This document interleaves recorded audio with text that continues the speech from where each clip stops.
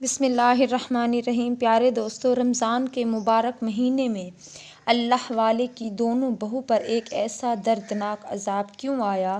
مکمل ویڈیو جاننے کے لیے ہمارے ساتھ آخر تک بنے رہیے گا۔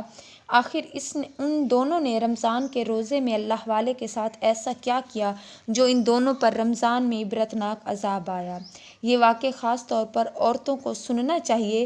ایک گاؤں میں ایک اللہ والا شخص رہتا تھا۔ وہاں ایک غریب کسان تھا وہ، اور تھوڑی سی زمین کے اوپر کھیتی باڑی کرتا تھا۔ وہ کسان اللہ والا بھی تھا اور نیک ہمدرد رحم دل تھا۔ اس کے صرف 2 بیٹے تھے۔ اس کی بیوی بہت پہلے وفات پا چکی تھی۔ وہ اپنے دونوں بیٹوں کے ساتھ رہا کرتا تھا۔ بے شک اس کی زمین بہت تھوڑی سی تھی، لیکن اس حال میں بھی وہ اللہ کا شکر ادا کرتا اور اس زمین کے اوپر محنت سے فصل اگاتا، اور پھر جب اس فصل پر پھل لگ جاتا تو کسان اسے بیچ کر منافع حاصل کر لیتا۔ اس طرح ان لوگوں کی زندگی اچھے سے گزر بسر کر رہی تھی۔ اس نے اپنے دونوں بیٹوں کی پرورش اور ذمہ داری کو اس فصل کے منافع سے ہی نبھایا تھا۔ وہ چھوٹی سی زمین کا ٹکڑا اس اللہ والے کے لیے کسی سونے سے کم نہ تھا۔ کسان کے دونوں بیٹے ذہین تھے، سمجھدار تھے، اور ساتھ ہی ساتھ اپنے باپ کے وفادار فرمانبردار بھی تھے۔ کھیتوں میں مدد بھی کروا دیا کرتے تھے، اور دونوں کی آپس میں ایک دوسرے کے ساتھ بہت زیادہ دوستی تھی۔ وہ دونوں اب جوان ہو چکے تھے۔ ایک دن کسان کو خیال آیا کہ اس کے بچے جوان ہو چکے ہیں، اب ان کی شادیاں کر دینی چاہیے۔ اس لیے کسان نے اپنے بیٹوں سے جب یہ بات کی تو انہوں نے باپ کے اوپر سارا معاملہ چھوڑ دیا۔ بیٹوں کی فرمانبرداری سے وہ بہت خوش ہوا اور جلد ہی مناسب سے رشتے دیکھ کر ان دونوں کا نکاح کر دیا۔ ان دونوں بھائیوں کے گھر آباد ہو گئے اور کسان بے حد خوش ہوا کہ میں نے اپنی ذمہ داری ادا کر دی ہے۔ لیکن وہ غریب یہ نہیں جانتا تھا کہ اس کی ذمہ داری تو ختم ہو گئی، لیکن اس کے ساتھ جو کچھ ہونے والا ہے وہ سب کچھ اسے لمبے عرصے کے لیے غمزدہ کر دے گا۔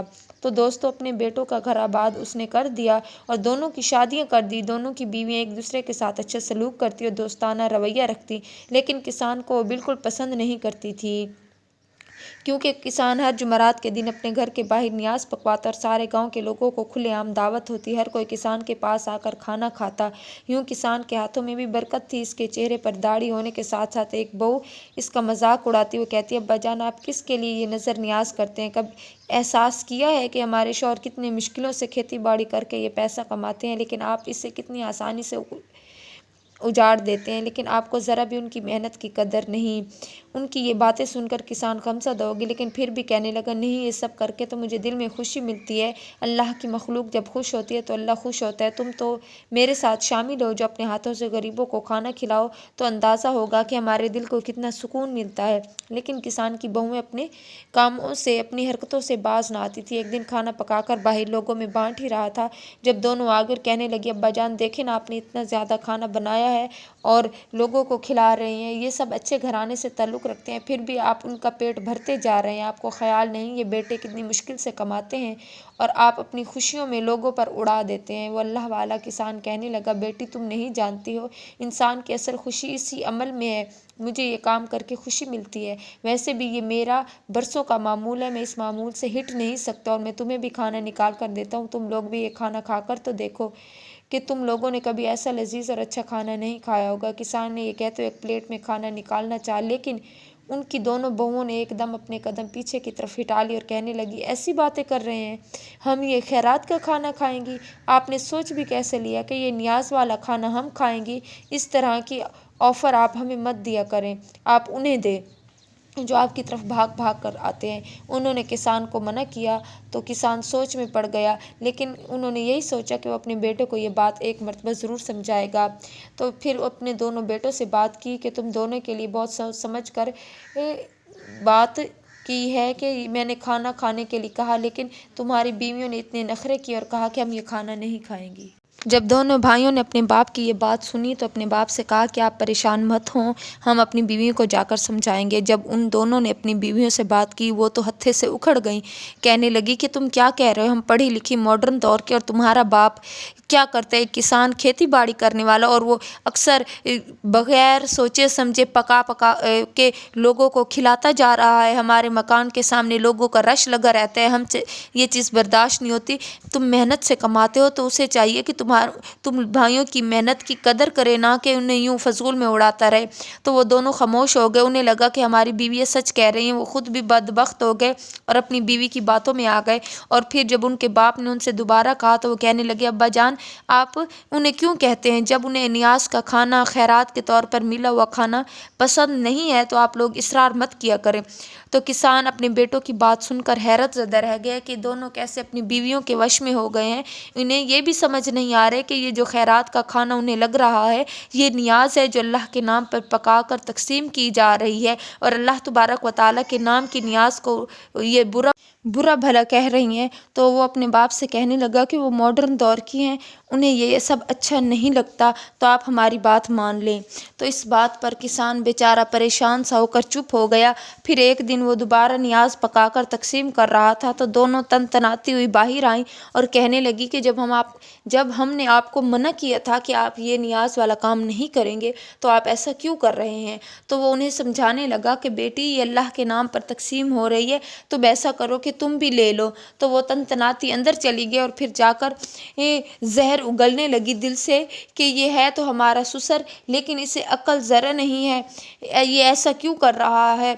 अलगर्ज उनके दिल में जो आया वो बातें करती रही और फिर किसान खामोशी से घर आया और अपने कामों में उलझ गया।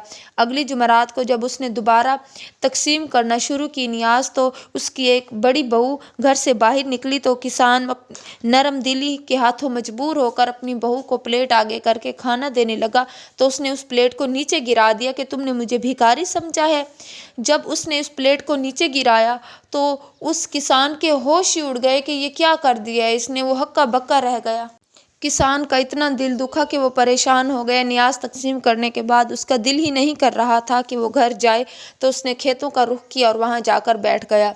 वहाँ कुछ देर दरख्त के साए में बैठा बैठा वो सोचता रहा कि उस घर में कैसे जाए जिस घर में उसके बेटे ही पराए हो चुके हैं। वो अपनी बीवियों की बात मानते हैं जबकि अपनी बाप की बात को नज़रअंदाज करते हैं। वहाँ पर एक कटिया सी बनी हुई थी जहाँ पर वो कभी कभी रह लिया करता था। तो उसने वहीं पर रहने का सोच लिया और ये भी सोच लिया कि जिस अल्लाह ने रहने के लिए इस जगह का मुझे जहन दिया है, ये जगह दी है, तो वही अल्लाह मेरे रिस्क का इंतज़ाम भी कर देगा। इस सोच के साथ इसने वहीं रहना शुरू कर दिया।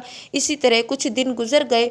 जब जुमरात का दिन आना था तो वो परेशान था कि अल्लाह तबारक व तआला अब तू ही मदद फरमा कि मेरे ये जो खाना तकसीम करने का नियाज का जो मामूल है बरसों से चला आ रहा है वो ख़त्म ना हो जाए।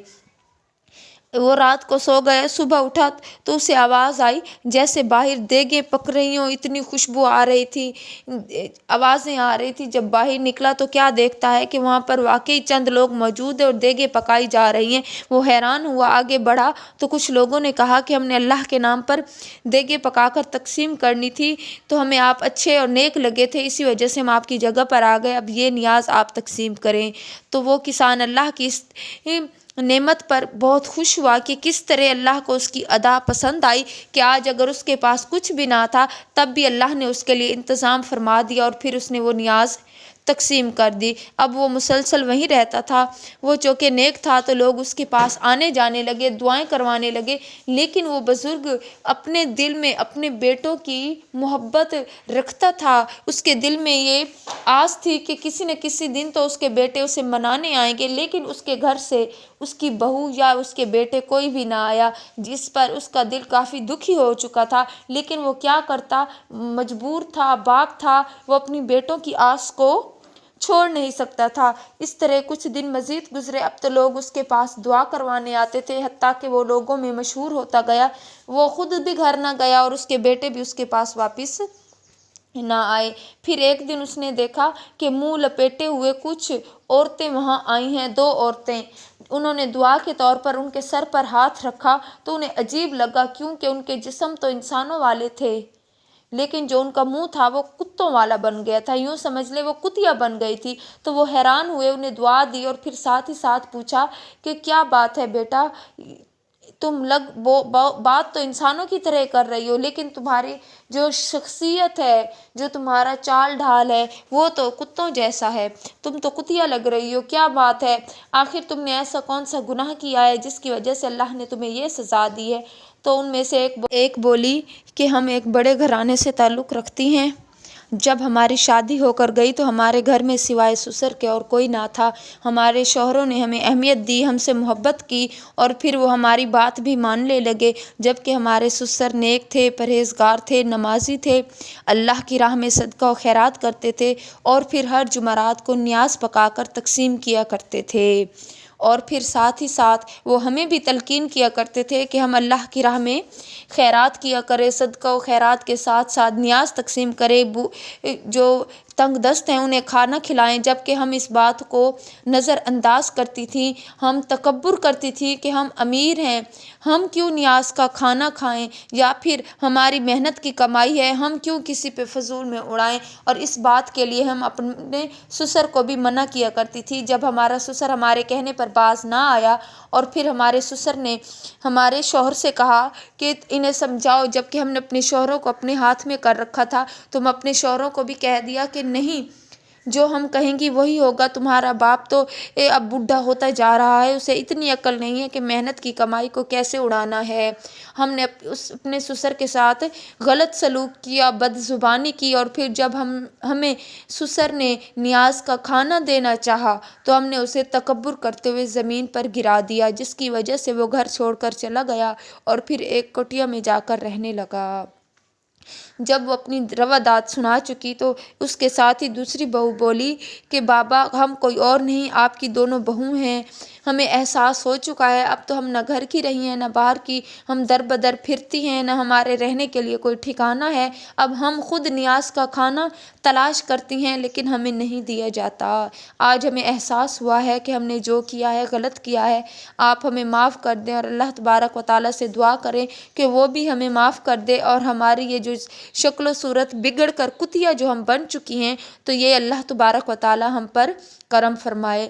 جب یہ ساری رواداد اس کسان نے سنی، اس کے تو پیروں تلے سے زمین نکل گئی کہ میں نے تو کیا سوچا کہ میرے بیٹوں نے میری خبر نہ لی اور ان کے گھر یہ حال ہو رہا ہے۔ جس نے نیاز کا کھانا تکبر کر کے زمین پر گرا دیا، اللہ کے کھانے کی توہین کی، اللہ تبارک و تعالیٰ نے انہیں اس دنیا میں ہی سزا دے دی۔ پھر اس بزرگ نے اپنی بہوؤں کے سر پر ہاتھ رکھا اور پھر ان سے کہا کہ اگر تمہیں احساس ہو گیا ہے کہ تم غلطی پر تھی اور اللہ کی راہ پر دیا جانے والا جو کھانا ہے وہ کوئی غلط چیز نہیں ہے بلکہ اللہ تبارک و تعالیٰ کی طرف سے ہی اسے مقبولیت عطا ہو چکی ہے، تو میں تمہارے لیے دعا کرتا ہوں، جاؤ بیٹیوں، میں تمہیں معاف کرتا ہوں اور اللہ سے دعا کرتا ہوں کہ وہ بھی تمہیں معاف کر دے۔ اس کے ساتھ ہی بزرگ انہیں گھر لے کر آئے، اپنے بیٹوں کو بتلایا۔ جب انہیں پتہ چلا کہ اچانک جو ان کی بیویاں غائب ہوئی تھی وہ غائب نہیں ہوئی بلکہ ان کی یہ حالات ہو چکے ہیں، تو انہوں نے اپنی بیویوں کی طرف دیکھا، بیویاں رو رہی تھیں، مسلسل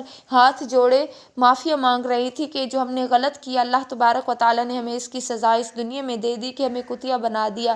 پھر اس نیک کسان نے ان عورتوں سے، ان بہوؤں سے وعدہ لیا کہ اگر تم وعدہ کرو، تم نماز پڑھو گی، روزے رکھو گی، اللہ کی راہ میں صدقہ و خیرات کرو گی، اللہ کے نام پر دی جانے والی نیاز کے لیے تکبر نہیں کرو گی بلکہ خود بھی یہ نیاز پکا کر اللہ کے نام پر دیا کرو گی، غریبوں کی مدد کرو گی، بھوکھوں کو کھانا کھلاؤ گی، سائلوں کو کبھی خالی ہاتھ نہیں لوٹاؤ گی۔ تب انہوں نے وعدہ کر لیا۔ پھر اس نیک کسان نے وضو کیا، جائے نماز بچھائی، نوافل ادا کی اور پھر اللہ کی بارگاہ میں رو رو کر اپنی بہوؤں کے لیے دعا کی کہ یا باری تعالیٰ، اگر تجھے میرا یہ نیاز والا کام پسند ہے تو میری اس دعا کو قبول فرما لے، جو انہیں سزا ملی ہے وہ ختم ہو جائے، بالآخر جو بھی ہو یہ میرے گھر کی بہوئیں ہیں، میرے گھر کی عزت ہیں، انہیں معاف فرما دے۔ اور پھر آہستہ آہستہ انہوں نے نوٹ کیا کہ ان کی شکلیں دوبارہ بہتر ہوتی جا رہی ہیں اور پھر کچھ ہی دنوں میں وہ بالکل ٹھیک ہو گئی۔